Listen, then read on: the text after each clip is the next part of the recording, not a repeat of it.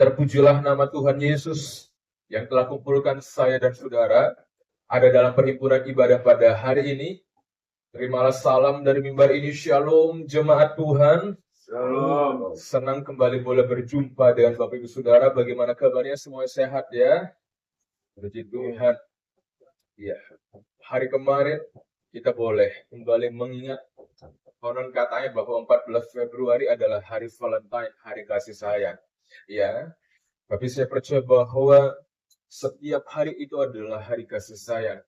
Karena di mana kita mengingat momen kasih Tuhan bekerja dalam hidup kita, ya, dan kasih yang sama juga mengalir dalam hidup kita alirkan kepada sesama kita. Ya, pada hari ini Bapak Saudara, saya mau mengajak kita merenungkan satu kebenaran firman Tuhan. Ya, saya mengajak kita melihat dari seorang pribadi, ya, bernama Yunus. Ya, topik firman Tuhan pada hari ini tuh saya mengajak kita melihat tentang hal ini. Kegagalan bukanlah akhir. Kegagalan bukanlah akhir. Saya mengajak kita melihat dalam kitab Yunus pasal yang ketiga, dari ayat 1 sampai dengan di ayat yang ketiga.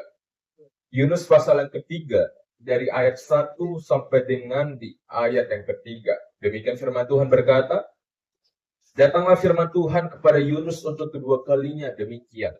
Ayat yang kedua, bangunlah, pergilah ke Niniwe, kota yang besar itu, dan sampaikanlah kepadanya seruan yang kufirmankan kepadamu.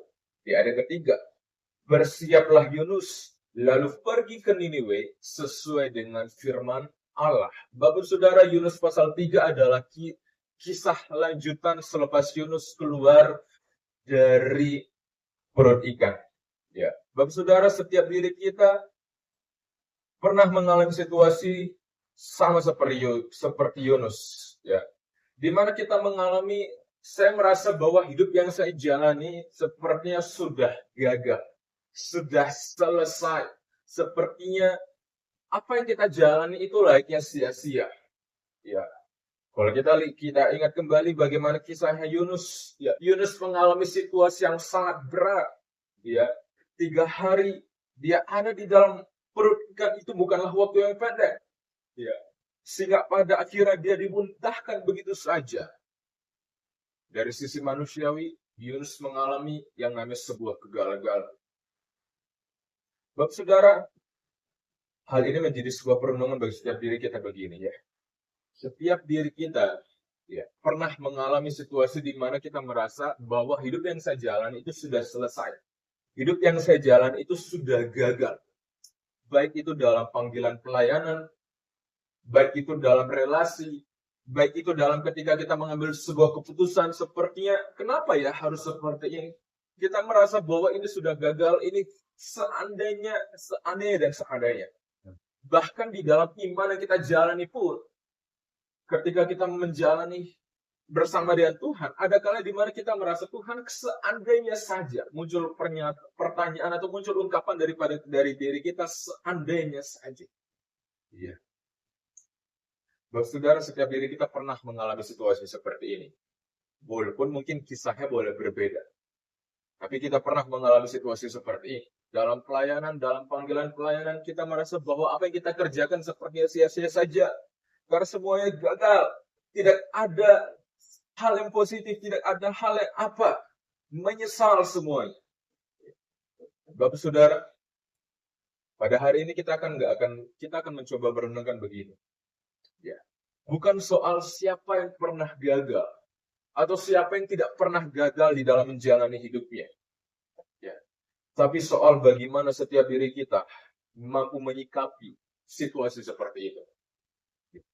Kalau ditanya siapa yang pernah gagal, saya percaya setiap diri kita pasti pernah merasa situasi di mana apa yang saya jalani sepertinya sudah selesai, tidak ada akhirnya, sudah finish lah pokoknya. Ya. Namun bukan itu pertanyaannya. Namun yang menjadi pertanyaannya ialah bagaimana sikap kita, bagaimana respon kita di dalam kita menyikapi akan hal seperti itu.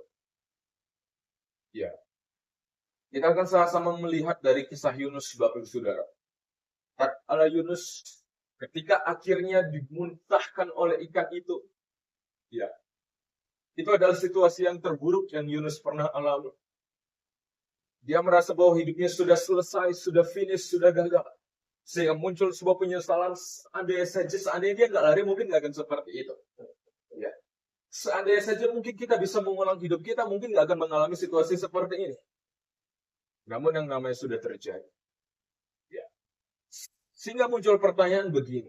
Ketika kita ada dalam situasi di titik terendah hidup kita, ya, bagaimana respon setiap diri kita? Mari kita lebih memperdalam dari kisah Yunus ini, Bapak Saudara. Hal yang pertama, boleh bantu saya kita sama-sama baca poin ini 1, 2, dan 3.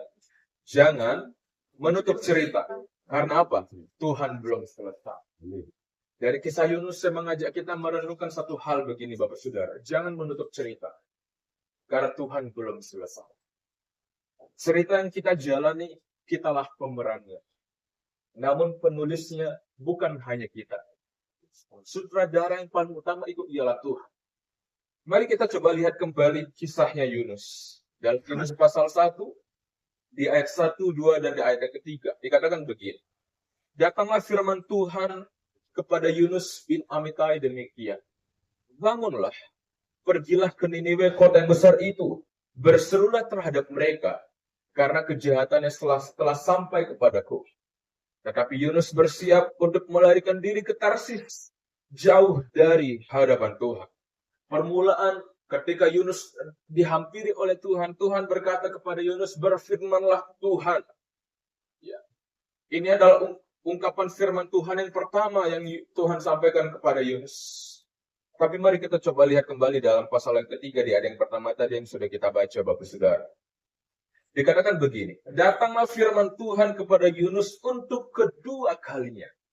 Ya. Datanglah firman Tuhan kepada Yunus untuk kedua kalinya. Yunus dipanggil Tuhan di dalam pasal 1 ayat 1 tadi. Tetapi Yunus memilih lari dari kehendak Tuhan. Di ayat yang ketiga, dalam pasal 1 yang tadi sudah kita baca. Secara manusiawi, kegagalan yang Yunus alami itu mengakhiri pelayanannya. Yunus telah gagal dalam diam mengikut Tuhan. Yunus telah gagal dalam panggilan pelayanannya secara manusiawi. Bahkan dia ada di titik terendah dalam hidupnya, dia harus di dalam perut ikan, bahkan dimuntahkan oleh ikan itu. Namun Bapak Saudara, setelah Yunus jatuh, dia ada di titik terendah, ditegur dan diproses Tuhan, firman Tuhan datang untuk kedua kalinya. Firman Tuhan datang untuk kedua kalinya. Dalam Yunus pasal yang ketiga, Yunus tidak dimulai dengan perubahan Yunus, tetapi dengan inisiatifnya Tuhan. Bapak Saudara, ada kali di mana kita merasa ketika kita ada di titik terendah, kita merasa bahwa sepertinya sudah selesai. Kitalah yang menentukan bahwa itu sudah selesai. Namun sama seperti apa yang Yunus alami.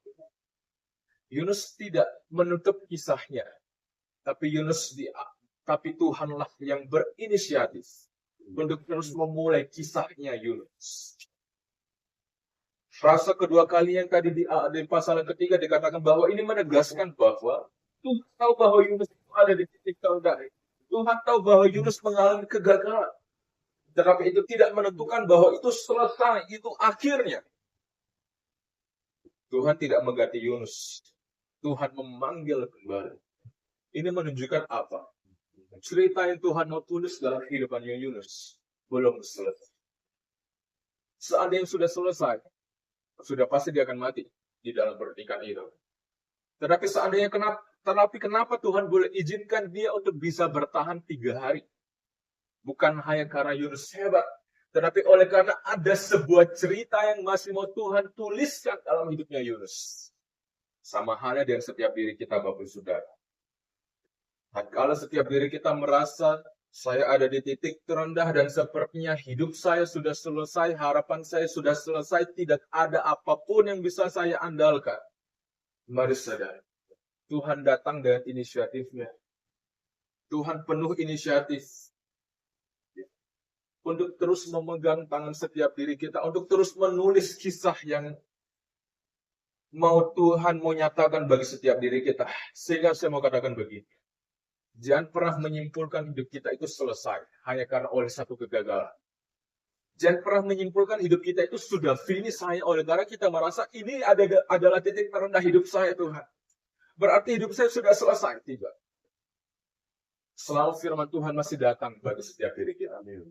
Selama Yunus masih didatangi oleh Tuhan. Selama firman Tuhan masih datang dalam hidup saya dan saudara.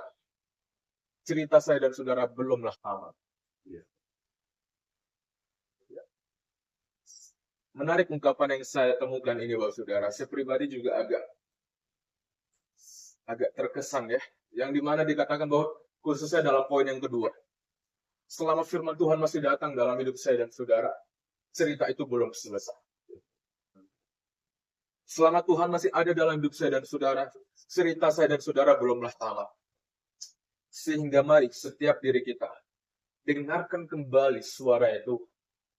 Jangan biarkan suara-suara kegagalan itu menghantui setiap diri kita. Membuat iman kita betul-betul patah. Membuat semangat kita betul-betul patah.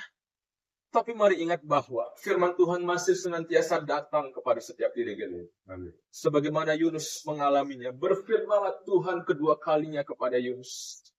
Seandainya kisah Yunus sudah selesai, maka Tuhan ganti Yunus dan Tuhan ganti pribadi yang lain. Terlebih oleh karena Tuhan sangat mengasihi Yunus. Tuhan tahu Yunus mengalami kegagalan. Tapi Tuhan tahu kisahnya Yunus belumlah selesai. Tuhan tahu setiap diri kita mungkin pernah ada di titik terendah. Namun Tuhan lebih tahu kisah yang mau Dia tulis dalam hidup setiap diri kita belumlah tamat. Oleh karena itu Mario, jangan pernah simpulkan Tuhan hidup saya sudah selesai. Harapan saya sudah finish. Enggak. Karena firman Tuhan senantiasa akan datang. Berulang kali menguatkan setiap diri kita. Sehingga di titik terendah setiap diri kita. Ingat satu kebenaran ini. Kasih Tuhan tidak pernah berhenti. Bahkan sekalipun ketika kita gagal. Ketika kita ada di titik terendah kita. Tuhan senantiasa hadir. Sebagaimana Dia rela turun ke dunia ini. Maka demikianlah juga Tuhan senantiasa rela hadir dalam hidup saya dan saudara. Dari hal yang pertama kita dapat sama-sama pelajari dari kisahnya Yunus bahwa jangan tutup cerita kita. Tuhan tidak pernah menutup cerita, tetapi yang menutup cerita itulah kita. Jangan pernah tutup cerita setiap diri kita merasa selesai dan akhirnya kita mengambil suatu tindakan konyol. Enggak. Karena Tuhan senantiasa mau melanjutkan kisah hidup setiap diri kita. Amin. Kelak ke depan, Bapak Saudara, saya percaya bahwa setiap diri kita, di balik pahitnya derita, ada sebuah cerita manis yang mau Tuhan tuliskan bagi setiap diri kita. Ada lagu pujian berkata bahwa Bapa sentuh hatiku, betapa aku mencintai segala yang telah terjadi. Penulisnya ini ditulis oleh Jason Irwan Chang, kalau tidak salah. Apa yang melatar belakangi kisah lagu ini boleh akhirnya dimunculkan? Oleh karena beliau punya sahabat perempuan. Tatkala ketika beliau sedang makan, dia didatangi oleh sahabat perempuannya, aku mau cerita. Tapi karena masih makan ya. Ketika saya masih makan pun, tunggu ya, selesaikan makan dulu ya, biar enak ceritanya. Sehingga cerita sudah selesai makan, sahabat perempuan ini datang dan menyampaikan satu hal. Aku hamil. Jason Irwan ini kaget dong. Kok bisa tiba-tiba? Siapa yang mau melakukan akan hal itu? Ternyata yang melakukan itu ialah bapak kandungnya sendiri. Ayahnya sendiri melakukan tindakan itu. Kaget dong dia. Singkat cerita Bapak Saudara, sahabat perempuannya ini, agar menutupi aib keluarganya, dia diasingkan. Dia diasingkan oleh keluarganya sendiri. Betul-betul terasingkan. Belasan tahun, 13 atau 14 tahun kalau tidak salah dia diasingkan. Hingga ada satu momen di mana dia bisa terlepas dari pengasingan itu. Selama pengasingan itu dia dipasung. Dia dilepas. Dan satu tindakan yang terfikir dalam dirinya ialah, aku mau mengakhiri hidupku. Berusaha dia mengambil pisau untuk mengiris tangannya. Semakin dia berusaha mengiris tangannya dengan pisau, semakin ada tenaga yang berusaha untuk melawan, menahan. Di situ dia tersadar bahwa Tuhan yang menahan diri. Di situ dia betul-betul menangis, jatuh menangis. Tuhan, kenapa boleh seperti ini? Tuhan, kenapa harus seperti ini? Di situ dia bergumul dengan Tuhan, dan di situ dia mengalami sebuah kelegaan yang daripada Tuhan. Bapak Saudara, singkat cerita, akhirnya terjadi sebuah rekonsiliasi. Dia bisa memaafkan ayahnya. Akhirnya muncullah lagu ini. Betapa ku mencintai segala yang telah terjadi. Tidak akan mungkin kita bisa berkata, Tuhan, ku mencintai semua yang telah terjadi dalam hidupku. Tidak mudah. Bukankah itu yang disampaikan dalam lagu ini? Betapa ku mencintai segala yang telah terjadi. Tapi lanjutan pujian ini berkata, tak pernah sendiri, jalani hidup ini, selalu menyertai. Tidak akan mungkin kita bisa berkata kepada Tuhan, Tuhan, aku mencintai segala yang telah terjadi dalam hidupku, kalau kita sendiri tidak menyadari bahwa aku menjalani tak pernah sendirian. Sehingga maka ingatlah satu kebenaran ini. Kasih Tuhan tidak pernah berhenti meskipun kita ada di titik terendah hidup kita. Kita merasa gagal, kita merasa selesai, semua putus asa dan lain sebagainya. Kasih Tuhan tetap sama dalam hidup saya dan saudara. Lebih jauh lagi Bapak Saudara, kita melihat dari kisahnya Yunus begini ya. Hal yang kedua begini, bagaimana sikap yang dapat kita pelajari dari Yunus. Yang kedua, boleh bantu saya kita baca kembali poin firman Tuhan ini, 1, 2, dan 3. Berhenti membela diri, mulai apa? Menyerahkan diri. Berhenti untuk mencari sebuah pembenaran, berhenti untuk mencari sebuah kambing hitam, mulai belajar menyerahkan diri. Mari kita lihat situasi apa yang Yunus alami. Dalam Yunus pasal 2 di ayat 1. Tatkala ketika dia dilemparkan oleh awak kapal itu, ya, tiba-tiba dia langsung hap, kayak cicak-cicak di dinding ya, langsung nyamuk datang langsung hap aja gitu. Ya. Kayak ikan itu sudah menanti. Oh, Yunus dilempar langsung dibuka mulutnya langsung hap. Ya. Dan Yunus akhirnya ditolak. Dalam pasal 2 ayat 1 berkata begini.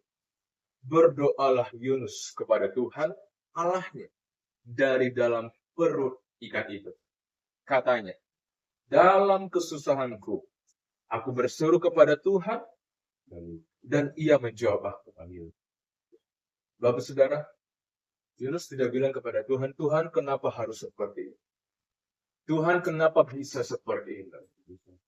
Tapi apa yang Yunus katakan kepada Tuhan? Tuhan, aku mau belajar berseru. Aku mau belajar menyerah kepada Engkau. Bapak Saudara, dalam pasal 3 di ayat yang kedua juga tadi berkata begini. Bangunlah, pergilah ke Niniwe, dan serukanlah kepadanya. Ya. Tuhan tidak membuka dialog untuk membahas alasan dari Yunus. Apakah Tuhan tahu kenapa Yunus lari? Tuhan tahu. Tapi Tuhan tidak mengungkit itu. Begitu juga Yunus menyadari bahwa Yunus tidak berupaya untuk mengadakan sebuah pembelaan diri. Namun Yunus mau belajar merendahkan hatinya di hadapan Tuhan. Dan dia mau belajar menyerahkan dirinya sepenuhnya kepada Tuhan. Tuhan tidak mengubah perintahnya, tetapi Tuhan membentuk hatinya Yunus. Bapak Saudara, dari kisah yang Yunus boleh alami, ketika Yunus ada di titik terendah dalam hidupnya, ya, Yunus tidak menyalahkan Tuhan, tapi Yunus menyadari, Tuhan, aku mau belajar berserah kepada Engkau. Disitulah Tuhan sedang membentuk hati Yunus. Lewat proses yang dia alami, disitulah Tuhan membentuk hatinya Yunus. Ya. Tuhan membentuk hatinya Yunus. Ya. Perintah Tuhan tetap sama. Tetap engkau jalani hidupmu, tetap tunaikan panggilan pelayananmu, tetaplah engkau setia beribadah, tetaplah engkau cinta Tuhan. Perintahnya tetap sama. Tapi lewat proses yang Tuhan mau kerjakan, Tuhan sedang mengubahkan hatinya Yunus. Tuhan sedang mengubahkan hidupnya Yunus, pribadinya Yunus, itulah yang Tuhan mau sedang ubah. Sehingga begini, kalau ketika kita merasa semuanya sudah selesai, mari berhenti sejenak. Mari hadapi Tuhan. Hadapi Tuhan. Jangan seperti Adam dan Hawa, Bapak Saudara. Ketika mereka menyadari mereka gagal, mereka selesai, apa yang mereka lakukan? Mereka sembunyi. Namun tatkala ketika kita merasa Tuhan semuanya sudah selesai, mari berhenti sejenak dulu dari aktivitas kita. Mari berhenti sejenak dari pemikiran-pemikiran yang membuat kita mungkin sumpah penuh dan lain sebagainya. Mari berhenti. Mari datang itu. Hadapi Tuhan. Dan mari sadari sebuah ketergantungan kepada Tuhan. Berhenti untuk kita menyalahkan keadaan. Berhenti untuk kita menyalahkan orang lain. Berhenti untuk bahkan kita menyalahkan diri kita sendiri. Seandainya saja Tuhan, aku tidak lari, maka mungkin aku tidak akan dimakan oleh ikan ini. Bisa saja mungkin timbul dari pemikiran Yunus seperti itu. Berhenti untuk kita menyalahkan diri kita sendiri. Berhenti untuk kita menyalahkan keadaan dan berhenti untuk salahkan orang lain. Berhenti. Tapi mari hadapi Tuhan, datangi Tuhan, dan mari sadari sebuah ketergantungan. Mari belajar katakan bahwa Tuhan bukan kehendakku yang jadi, tetapi kehendakmu yang jadi. Jangan sembunyi daripada Tuhan, tapi mari hadapi Tuhan. Itu yang sikap gentleman-nya dari Yunus. Yunus gentleman, Bapak Saudara. Nggak seperti Adam dan Hawa. Sama-sama melakukan kesalahan, tapi beda respon mereka. Yunus mau menghadapi Tuhan. Yunus mau datang kepada Tuhan. Sehingga saya mau katakan begini. Membela diri, mencari sebuah pembenaran.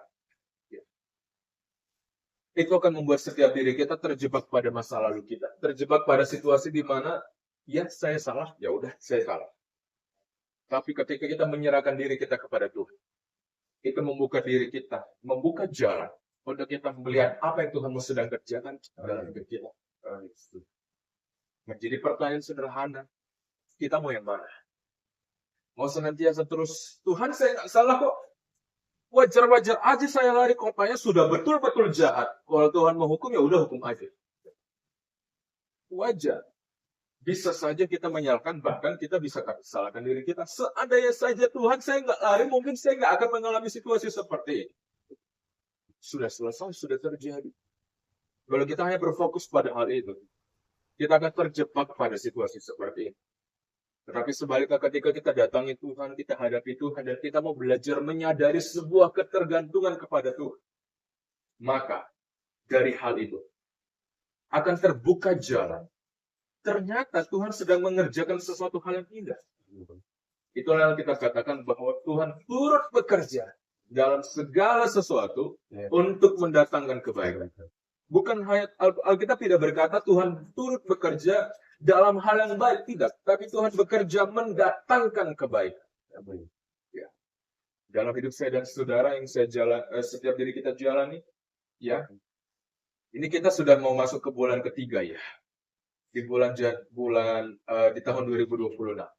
Saya nggak tahu nih, mungkin setiap diri kita mulai mengalami gejolak-gejolak. Beda pada awal tahun ya. Pada awal tahun euforia semangat tahun barunya masih terasa. Ya, sudah masuk ke bulan ketiga nih. Ya, apakah sudah mulai bergejolak atau tidak, setiap diri kita yang tahu. Namun, sebagaimana yang Yunus alami, stop, berhenti. Salahkan diri sendiri, stop, berhenti mencari sebuah pembenaran. Nggak akan selesai masalah, nggak akan selesai situasi itu. Mau selesai, maka belajar serahkan diri kepada Tuhan. Maka Tuhan pasti akan buka jalan bagi saya dan saudara. Dan hal yang ketiga, Bapak Saudara, dari kisahnya Yunus, saya mengajak kita melihat kembali begini.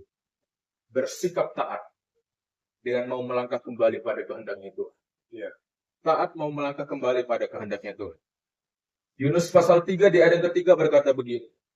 Tatkala ketika firman itu datang kedua kalinya kepada Yunus, ayat yang ketiga jelas berkata, bersiaplah Yunus, lalu pergi ke Niniwe, sesuai dengan firman Allah. Yunus tidak hanya bergerak, tetapi bergerak ke Niniwe. Beda. Memang bergerak, tapi penekanannya ialah Yunus tidak hanya bergerak, tapi bergerak ke Niniwe. Ini menunjukkan apa? Ini menunjukkan Yunus bergeraknya ke arah yang Tuhan mau. Bukan ke arah yang dia suka. Ya. Setiap diri kita mungkin memang bergerak, betul bergerak. Namun pertanyaannya bergerak kemana nih? Ya kan? Tuhan kan sudah bergerak, betul sudah bergerak, tapi bergeraknya kemana?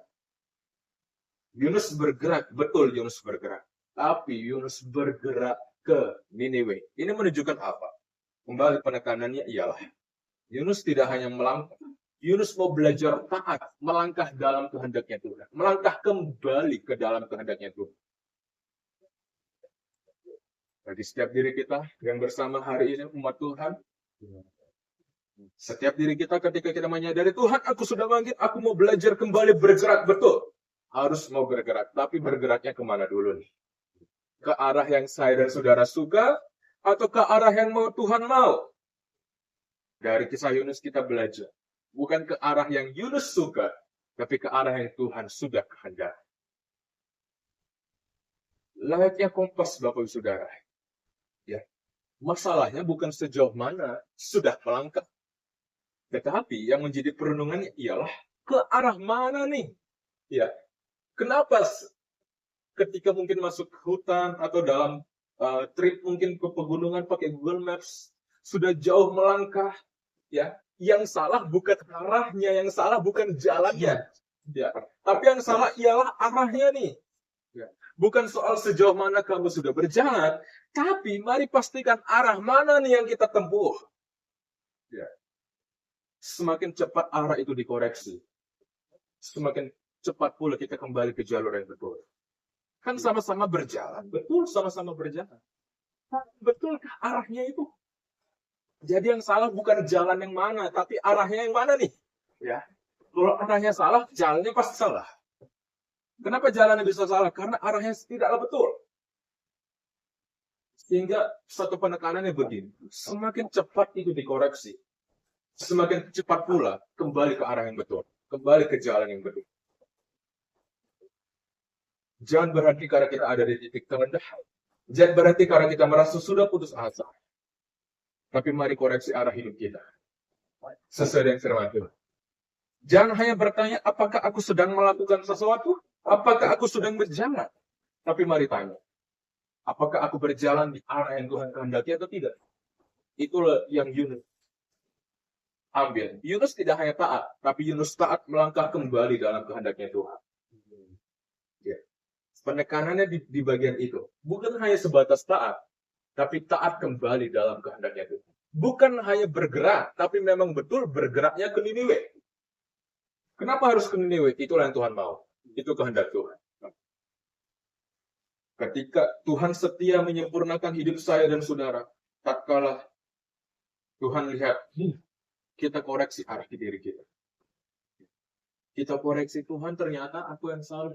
Ternyata memang betul Tuhan ini harus diperbaiki arahnya. Ya, jalannya nggak salah. Jalannya memang bisa salah. Kenapa? Karena bukan jalan yang salah, tapi arahnya yang salah. Ya. Arah kita melangkahnya rupanya salah. Ya. Melangkahnya dalam kehendak yang kita mau, tapi bukan kehendaknya Tuhan. Ya. Oleh karena itu mari sama-sama kita koreksi hidup kita. Masih permulaan tahun, ya. Nanti ke depannya kita nggak tahu apa yang akan kita jalan. Tapi kita bisa belajar dari Yunus bahwa ketika kita ada di titik terendah, stop, salahkan itu, stop. Cari-cari pembenaran, tapi mari koreksi. Ya. Koreksi arah hidup kita, lakukan sebuah pergumulan pribadi kepada Tuhan. Tuhan, apakah jalan yang aku sudah tempuh itu memang betul atau arahnya salah Tuhan? Tolong kasih tahu Tuhan. Penekanannya semakin cepat dikoreksi arahnya itu, semakin cepat pula kembali ke jalan yang benar. Ya. Saya dan saudara mau melangkah di jalan yang benar, maka mari koreksi arah jalan kita. Ya. Mau lurus atau belok ya? Ternyata lurus. Padahal kita sedang belok. Seharusnya lurus. Mari cepat-cepat kembali. Ya. Cepat-cepat kembali. Karena kalau dibiarkan, semakin jauh kita ada belok kirinya itu, semakin capek pula kita harus kembali. Ya, cepat-cepat, harus cepat-cepat. Ya, taat dengan melangkah kembali dalam kehendaknya Tuhan. Kesimpulan kebenaran firman Tuhan pada hari ini, Bapak Saudara, ya, dari Yunus kita boleh belajar bersama bahwa ketika kita ada dalam situasi di mana saya sudah selesai, hidup saya sudah selesai, harapan saya sudah gagal, ya.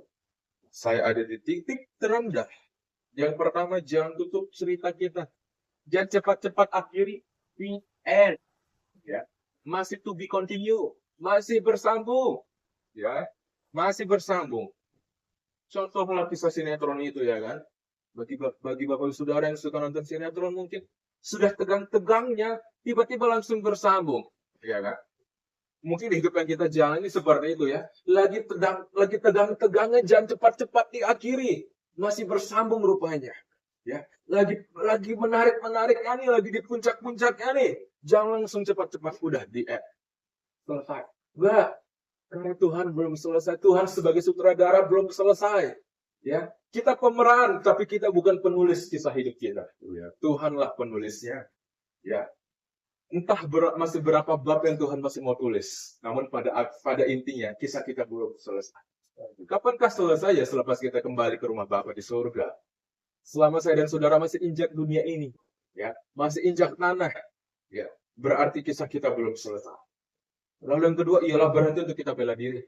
Berhenti untuk kita menyalahkan, bahkan dalam pembelaan diri ini kita menyalahkan keadaan, menyalahkan orang lain, bahkan kita menyalahkan diri kita. Seandainya saja saya tidak seperti ini, mungkin nggak akan jadi seperti ini. Bukan seperti itu. Tapi belajar hadapi Tuhan, datangi Tuhan, dan belajar menyerahkan sepenuhnya diri kepada Tuhan. Jangan seperti Adam dan Hawa, Bapak Saudara. Mereka pengecut. Mereka tahu gagal. Mereka tahu ini nih ada buat kesalahan. Tapi mereka sembunyi. Ya. Saya percaya umat Tuhan yang hadir hari ini adalah umat Tuhan yang betul-betul bukan umat Tuhan yang pengecut. Tapi mau mendatangi Tuhan, mau hadapi Tuhan. Bukan soal untuk kuat-kuat gagah, enggak. Tapi tak kalah saya dan saudara hadapi Tuhan, di situ saya dan saudara mau belajar tunduk di hadapan Tuhan. Layaknya Paulus, tak kalah langsung berjumpa Tuhan, dia langsung jatuh rebah di bawah kaki Tuhan. Belajar menyerahkan diri kepada Tuhan, dan belajar sikap taat, melangkah kembali dalam kehendaknya Tuhan. Bukan hanya taat, tapi mau melangkahnya itu ke dalam kehendaknya Tuhan, bukan kehendaknya saya dan saudara. Saya kan sudah melangkah, betul melangkah, tapi arahnya yang masih belum jelas. Tepat. Ya, ingat Yunus. Yunus bukan hanya sebatas bergerak, tapi Yunus juga bergerak ke Niniwe. Jelas. Ya. Bergerak ke Niniwe. Bergerak kembali ke dalam kehendaknya Tuhan. Jadi Bapak Saudara, hari ini kita boleh sama-sama belajar dari kisah Yunus bahwa kegagalan di titik terendah atau apapun itu yang pernah kita alami, mari sadar itu belum. Bukan soal siapa yang pernah gagal, siapa yang pernah di titik terendah, tapi soal siapa yang mampu merespon itu dengan sikap bijaksana. Bagaimana saya dan saudara harus bersikap. Ya. Dengan begitu Bapak Saudara, saya percaya hidup setiap diri kita akan seperti Yunus itu. Bangkit kembali seperti mengalami pemulihan yang baru dari itu. Ya. Saudara boleh bantu saya. Saya rindu setiap diri kita mengulang 3 poin ini. Ya, kita sama-sama sebutkan. Saya baca kalimat pertanyaannya agar ketika Bapak Saudara tinggalkan tempat ini, ketika ditanya kamu beribadah, iya, khotbahnya apa nggak tahu, pendetanya terlalu ganda. Nggak, ingat sedikit tidaknya ingat 3 hal ini. Ya, karena ini menjadi 3 poin utama. Ya, perenungan firman Tuhan pada hari ini. Boleh bantu saya kita sama-sama sebutkan ya. Saya baca kalimat pembuka pertanyaannya. Bagaimana respon orang percaya, yaitu saya dan saudara, dalam menyikapi sebuah kegagalan? 1, 2, dan 3. Jangan menutupi cerita, karena Tuhan belum selesai. Yang kedua, berhenti membela diri, mulai menyerahkan diri. Yang ketiga, bersikap taat dengan melangkah kembali dalam kehendaknya Tuhan. Amin. Kiranya Roh Kudus yang ada dalam hidup saya dan saudara itu memampukan saya dan saudara untuk dapat mengerti, menangkap pesan firman Tuhan ini. Kita simpan itu dalam hati dan pemikiran kita. Dan melalui Roh Kudus juga saya dan saudara dibantu oleh Tuhan untuk dapat menjalani firman Tuhan pada hari ini. Kita boleh tutup Alkitab kita.